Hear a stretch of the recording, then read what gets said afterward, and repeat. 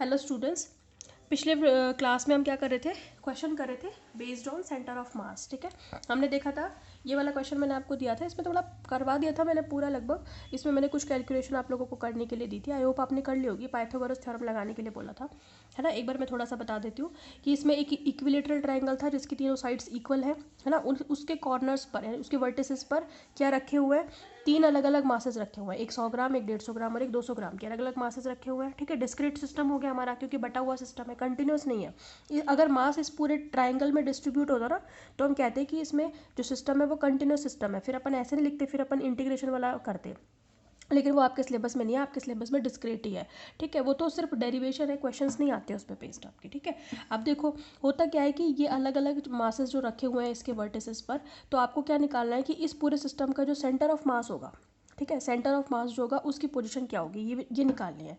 तो हमें क्या करना पड़ेगा, सबसे पहले सेंटर ऑफ मास की पोजीशन तभी निकलेगी जब हर मास की पोजीशन यानी कि उसके कोऑर्डिनेट्स पता होंगे।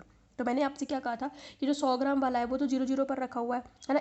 इसी क्रम में रखना है, 100 के बाद 150 फिर 200। अगर 100 यहाँ से शुरू करते हो तो फिर यहाँ 150 फिर 200, यहाँ से शुरू करते हो तो 100 150 200 ऐसे रखना है, क्योंकि उसने कह दिया रेस्पेक्टिवली क्रम से ही रखने हैं, वरना आंसर में फर्क आ जाएगा। ठीक है, तो 100 150 200, 100 का तो हो गया 0 0।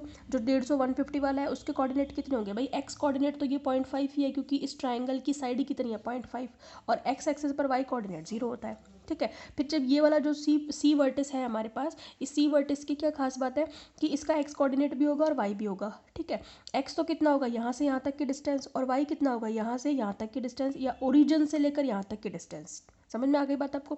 तो यहाँ से यहाँ तक की डिस्टेंस तो 0.25 है इस वाले पॉइंट की, भाई इस एक्सेस से इसकी डिस्टेंस कितनी है 0.25 है। फिर मैंने आपसे कहा था कि ये डिस्टेंस और आपको फाइंड आउट करनी है, ये कर लो चाहे ये कर लो, बात तो वही है। ठीक है, ये कैसे निकलेगी, जो ट्राइंगल दिख रहा है ABC, इसमें मैंने आपसे कहा था कि आपको कौन सी थ्योरम लगानी है, पाइथागोरस थ्योरम लगानी है। ठीक है, उससे आपको ये परपेंडिकुलर की मिल जाएगी आपको डिस्टेंस। ठीक है, निकाल लेते हैं। तो हम लिखेंगे अकॉर्डिंग टू पाइथागोरस थ्योरम।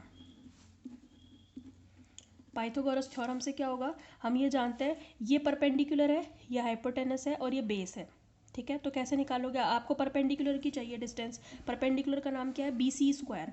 तो वो कैसे निकलेगी, हाइपोटेनस के स्क्वायर में से बेस का स्क्वायर घटा दोगे, यानी कि AC square minus AB square कर दोगे, यही तो करोगे, है ना। तो BC स्क्वायर कितना आ गया आपके पास, AC स्क्वायर कितना है, AC की डिस्टेंस कितनी है भाई, यहाँ से लेकर यहाँ तक की डिस्टेंस कितनी है आपकी, ये पूरी डिस्टेंस कितनी है, ये पता होनी चाहिए आपको पहले तो, तभी आप निकाल पाओगे।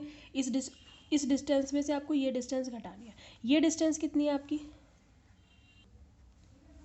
ये डिस्टेंस तो ट्राइंगल की साइड ही तो है, और ट्राइंगल की साइड कितनी दे रखी है आपको क्वेश्चन में 0.5। ठीक है, तो यानी कि 0.5 का स्क्वायर माइनस ये हो गया 0.5 का स्क्वायर माइनस AB का स्क्वायर, AB कितना है 0.25 है, 0.25 है, क्योंकि ये साइड पूरी 0.5 है, उसका आधा 0.25 इसका स्क्वायर, है ना। कैलकुलेट कर लो, 0.5 का स्क्वायर मतलब 0.25, है ना, माइनस, और 0.25 का स्क्वायर मतलब कितना हो जाएगा 0.0625, क्योंकि 25 25 625 होता है, 25 का स्क्वायर 625 होता है। ठीक है, और फिर जब आप इसको कैलकुलेट करोगे ये आएगा, इसमें से इसको घटाओगे तो BC का स्क्वायर कितना आएगा आपके पास, है भाई। जब आप इसे घटाओगे 0.25 में से 0.0625 घटाओगे, फिर आपको उसका अंडर रूट भी लेना पड़ेगा। समझ में आ गई। ठीक है, जब आपको इसमें से इसको घटाओगे तो आपके पास आएगा 0.1875, है ना। अब ऐसे पॉइंट वाली चीज़ें घटाना तो आनी चाहिए ना, आप लोगों को आती होगी, आप 11th क्लास में आ गए हो अब। ठीक है, तो ये साथ में कितना आ जाएगा, अच्छा इसका रूट भी लेना है, BC इज इक्वल्स टू कितनी आ जाएगी 0.1875 का अंडर रूट जब आप लोगे तो आपके पास कितना आएगा 0.433 मीटर। अब अंडर रूट करना आता है कि नहीं आता आप लोगों को पॉइंट वाला, देखो मैं बता देती हूँ, आपको नहीं आता हो तो देखो ऐसे सॉल्व करेंगे। 0.1875 पीछे से पेयरिंग करोगे, पीछे से पेयर हमेशा रूट की जो है पीछे से ही की जाती है, जिसका भी आपको रूट निकालना होता है। ठीक है, पेयरिंग कर ली, सबसे पहले आप क्या करोगे, ऊपर पॉइंट लगा दो, ये वाला पॉइंट ऊपर चला जाएगा।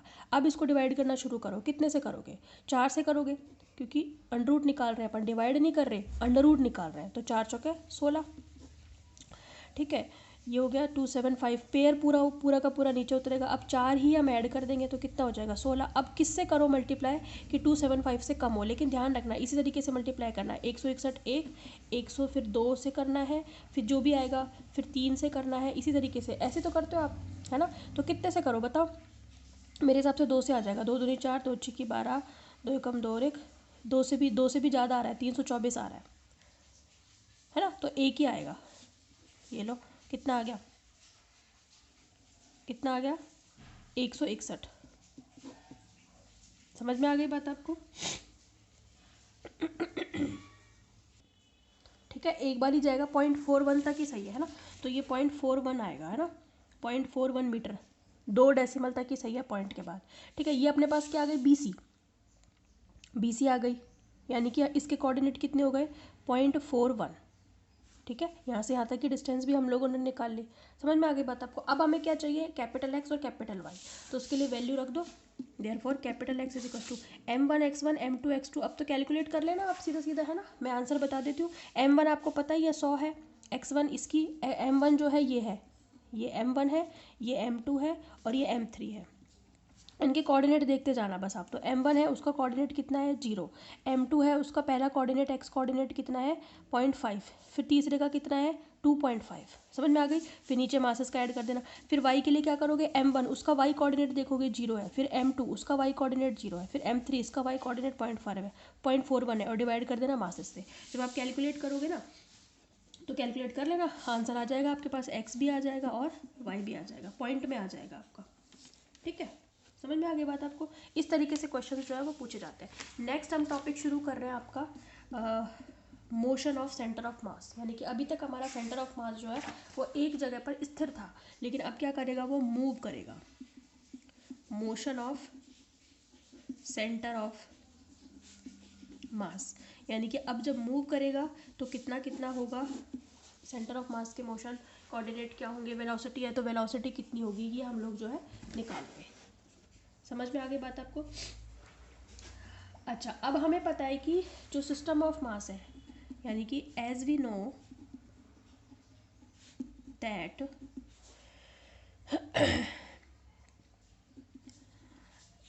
दैट हम क्या जानते हैं, रिजिड बॉडी के लिए हमने सेंटर ऑफ मास निकाला हुआ है। रिजिड बॉडी क्या होती है, बहुत सारे सिस्टम से मिलकर के बनी हुई होती है, तो हमारे पास एक ऐसा ही n पार्टिकल का सिस्टम है। ठीक है, n पार्टिकल का सिस्टम है तो वो क्या है, एक रिजिड बॉडी है। ठीक है, तो उसके लिए जो पोजीशन होती है सेंटर ऑफ मास की, as we know the centre of mass of a system of n particle, system of small n particles क्या होगी, हम जानते हैं कि r बराबर कितनी निकाली थी हमने, r कैपिटल R कितनी थी रिजिड बॉडी के लिए। एक ऐसा सिस्टम जिसमें रिजिड बॉडी है, हमने रिजिड बॉडी भले यहाँ पे निकाल, लेकिन हमारे पास एक n सिस्टम का पार्टिकल है। ठीक है, तो उसके लिए पोजीशन कैसे निकालते हो, कैपिटल R को कैसे निकालते हो, आप ऐसे तो करते हो M1 X1 plus M2 X2 plus M3 X3 dash dash dash upon क्या करते हो M1 plus M2 plus M3 plus dash dash dash, ऐसे तो करते हो। इसका मतलब क्या होता है वो आपका, आप ऐसे लिखते हो n पार्टिकल का सिस्टम है तो M1 X1 plus M2 X2 है ना plus dash dash dash Mn Xn, सबको जोड़ दोगे तो आपके पास क्या आ जाएगी, पोजीशन आ जाएगी किसकी, सेंटर ऑफ मास की। समझ में आ गई? हालांकि ये कैपिटल X ही मिलेगा हमें इससे, तो हाँ चलो ऐसे ही लिख दो, कैपिटल X मिलेगा। Y कितना मिल, अच्छा डिवाइड किससे करोगे, M1 plus M2 plus dash dash dash किससे, Mn से। ठीक है, सारे फिर Y कितना आएगा, Y आएगा M1 Y1 plus M2 Y2 plus and so on Mn Yn। ठीक है, डिवाइडेड किससे करोगे, M1 plus M2 dash dash dash Mn। फिर Z कितना आएगा, M1 Z1 है ना प्लस M2 Z2, ऐसे तो करोगे, और लास्ट में Mn Zn, और नीचे क्या करोगे M1 plus M2 plus and so on Mn। अब इन तीनों को कंबाइंड करके मैं कैसे लिख सकती हूँ, कंबाइनिंग, सभी को कंबाइन कर दो, कंबाइनिंग ऑल। तो इन X Y Z vector form में R एक्स वाई जेड की जगह कैपिटल R लिख सकती हूँ, capital X capital Y capital Z की जगह, और इनकी जगह पर क्या लिख सकती हूँ, ऐसे लिख दो M1 R1 plus M2 R2 plus and so on M N R N, तो कोई दिक्कत थोड़ी है। जैसे हमने capital X capital Y capital Z की जगह कैपिटल आर लिखा है, ऐसे ही स्मॉल एक्स स्मॉल वाई और स्मॉल जेड इन सभी को कंबाइंड करके स्मॉल आर वन लिख सकते हैं। इस आर में ही एक्स वाई जेड है और इस आर वन में ही X one Y one Z one है, आर टू में X two Y two Z two है और आर एन में X N Y N Z N है। क्योंकि हम जानते हैं R vector X I cap plus Y J cap plus Z K cap होता है, उसमें तीनों कोऑर्डिनेट्स इंक्लूड होते हैं। नीचे क्या लिखोगे, नीचे मासेस पे कोई फर्क नहीं पड़ेगा, आप ऐसे तो लिखोगे m1 प्लस m2 से लेकर के mn तक। ठीक है, हम जानते हैं कि इसको मैं क्या लिख सकती हूँ, summation M I R I लिख सकती हूँ ना, आई बराबर 1 से n ऐसे लिख सकती हूँ। और नीचे क्या लिख सकती हूँ, समेशन एम आई आई बराबर 1 से n। इसको क्या लिख सकते हैं, कैपिटल एम, तो कैपिटल एम इधर आ गया भाई, इसको कैपिटल एम लिखेंगे ना तो ये इससे मल्टीप्लाई होगा, कैपिटल एम आर हो गया और ये मिल करके कितने बन गए ये आपका ऐसे का ऐसा बन गया, summation M I R I. समझ में आ गई बात आपको, ठीक है। या फिर आप इसको ऐसे लिख दो, समीशन हटा दो, m1 r1 plus m2 r2 plus and so on mn rn, ऐसे लिख सकते हैं। तो बस हमने क्या किया, समेशन एम आई को कैपिटल एम लिख दिया, कैपिटल एम से हमने यहाँ मल्टीप्लाई कर दिया। या फिर यूँ कह दो कि इन सभी मासेस सम होकर के मास ऑफ होल बॉडी बन गया, कैपिटल एम यहाँ से मल्टीप्लाई हो गया और ये सारा ऐसा कैसा आ गया। अब क्या कर रहा है, मुझे निकालनी है मोशन, मोशन मतलब वेलोसिटी चाहिए सेंटर ऑफ मास की कितनी होगी। तो पता कैसे निकालेंगे उसको, देखो देखो पोजीशन पता है, वेलोसिटी चाहिए, क्या कर दो, डिफरेंशिएट कर दूँ, differentiating equation 2 with respect to time. तो आपके पास LHS में क्या आ जाएगा भाई, मास तो चेंज नहीं होता टाइम के रिस्पेक्ट में, तो ये तो dr/dt बन गया। ये क्या बन गया, एम आई m1 पहला है ना, तो क्या लिखोगे dr1/dt, ठीक है, प्लस m2 डिफरेंशिएट कर रही हूँ हर एक टर्म को, m2 dr2/dt है ना, plus and so on mn drn/dt। समझ में आ गई। अब ये जो dr/dt है कैपिटल एम में, ये कैपिटल V बन गई, क्योंकि हमें पता है पोजीशन का टाइम के रेस्पेक्ट में डिफरेंशिएशन करते हैं तो क्या बनती है, वेलोसिटी बनती है। ठीक है, ये m1 ये क्या बन गया, स्मॉल v1, स्मॉल r1 का है तो स्मॉल v1 बन गई। ये क्या बन गई, m2 small v2 plus and so on mn और vn।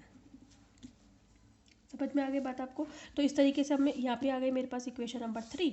आप बता दो where v1 is equal to कितना है, dr1/dt है ना, dt, v2 कितना है dr2/dt।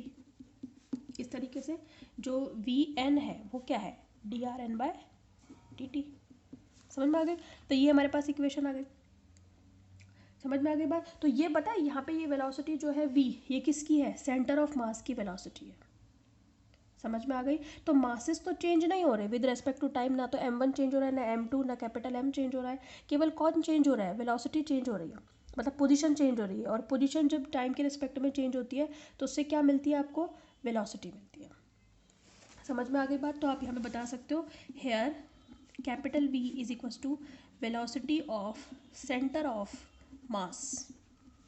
तो इस तरीके से अगर आपको कोई क्वेश्चन दे दिया जाए जिसमें अलग अलग पार्टिकल्स के लिए आपको पोजीशन दे दी जाए है ना, और आपसे पूछा जाए कि सेंटर ऑफ मास की वेलोसिटी बताओ, तो आपकी जो पोजीशन दे रखी है उनका टाइम के रिस्पेक्ट में डिफरेंशिएशन करके सभी मासेस को उनसे मल्टीप्लाई कर दो, ऐड कर दो और इस तो आपको, और नीचे टोटल मास से डिवाइड कर दो, तो आपको क्या मिल जाएगा, वेलोसिटी ऑफ सेंटर ऑफ मास, क्योंकि कैपिटल M तो नीचे जा सकता है ना।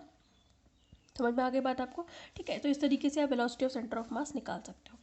अब देखो ये इक्वेशन थर्ड को अगर मैं एक बार और डिफरेंशिएट कर दूँ, ठीक है, और डिफरेंशिएट करूँगी तो क्या मिलेगा मुझे, differentiating equation third with respect to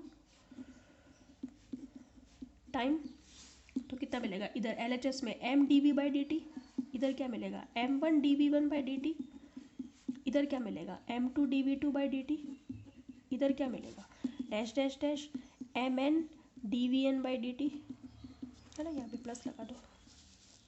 ठीक है, तो ये क्या बन गया, वेलोसिटी का टाइम के रिस्पेक्ट में चेंज किसको बताता है, एक्सेलरेशन को, कैपिटल में, इसलिए यहाँ कैपिटल में लिख दिया। यहाँ पर कितना आ जाएगा m1 स्मॉल a1 क्योंकि ये स्मॉल में है, plus m2 small a2 plus and so on mn small an। यही तो मिलेगा एक्सेलरेशन, पहले पार्टिकल का, ये दूसरे का, ये तीसरे का, और ये होल बॉडी का एक्सेलरेशन जो इन सब से मिलकर के बनी हुई है। समझ में आ गई बात आपको। तो आप बता देना हेयर कैपिटल A क्या है, acceleration of centre of mass, acceleration of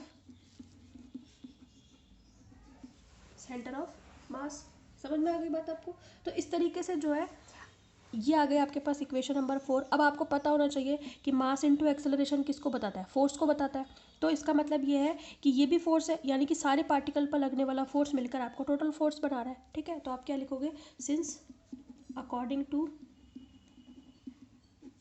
second law of Newton, ये भी मैंने आपको समझा रखा है।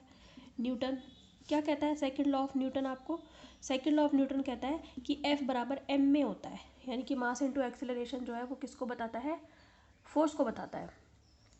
ठीक है, इसको काट लो, न्यूटन लिख लो। ठीक है, फोर्स हो गया F, कैपिटल M में कैपिटल F बन गया, ये क्या बन गया, स्मॉल f1, ये क्या बन गया, small f2 plus and so on Fn, है ना। इसका मतलब ये कि सारे पार्टिकल पर लगने वाला फोर्स मिलकर के आपको क्या बनाएगा, कैपिटल F बनाएगा। ठीक है, इस तरीके से जो है हम मोशन ऑफ सेंटर ऑफ मास जो है फाइंड आउट करते हैं। इसमें कुछ इंपॉर्टेंट फैक्ट है जिनके बारे में हम अपन डिस्कस करेंगे in our next video. External force क्या होता है और कौन कौन से फोर्स, इंटरनल फोर्स क्या होता है, इनके बारे में अपन डिस्कस करेंगे नेक्स्ट वीडियो में। ठीक है, थैंक यू सो मच।